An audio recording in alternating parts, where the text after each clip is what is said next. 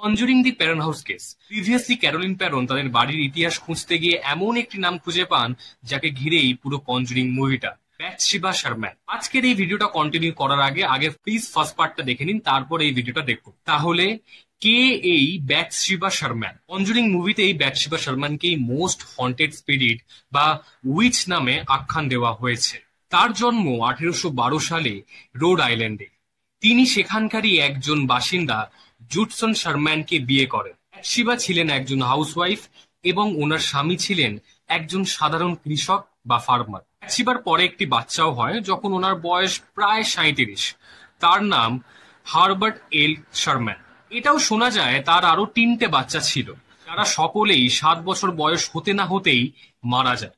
কিন্তু সব থেকে জরুরি, ব্যাথশেবা কি সত্যি একজন উইচ ছিলেন? এখন ব্যাথশেবা একজন উইচ কি উইচ নন, এটা অনেকটাই গ্রামীণ লোককথা বা লোকাল ফোকলোর। এই উইচ প্রসঙ্গ আসে যখন তিনি তার পাশের একটি প্রতিবেশীর ফার্মে বসবাস করেন এবং প্রতিবেশীরই একটি শিশু তার যত্নে মারা যায়।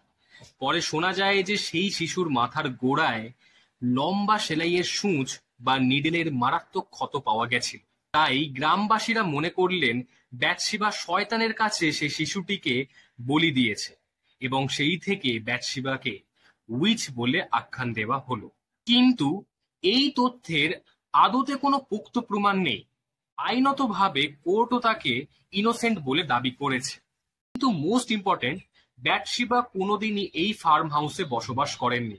হ্যাঁ, ওনার ফার্ম হাউস এই পেরেন্ট ফার্ম হাউসের থেকে কিছুটা কাছে, কিন্তু তিনি কোনোদিন এই বাড়িতে বসবাস করেননি। শুধু কিছু অজানা তথ্যের ওপর ভিত্তি করে তাকেই এই বাড়ির ডিমনিক প্রেজেন্স হিসেবে ধরা হয়েছে বা মুভিতে মূল অ্যান্টাগনিস্ট হিসেবে দেখানো হয়েছে। তাহলে এটা ছিল ব্যাথশেবার ওভারঅল হিস্ট্রি। এরপর গল্পে প্রবেশ করবেন বিখ্যাত paranormal activist Ed and Lauren. Next পার্টে আমরা আলোচনা করব তাদের এই বাড়িতে আসার পরের ঘটনাগুলো। তাই তাড়াতাড়ি ফলো করে নিন। It's me Shubho.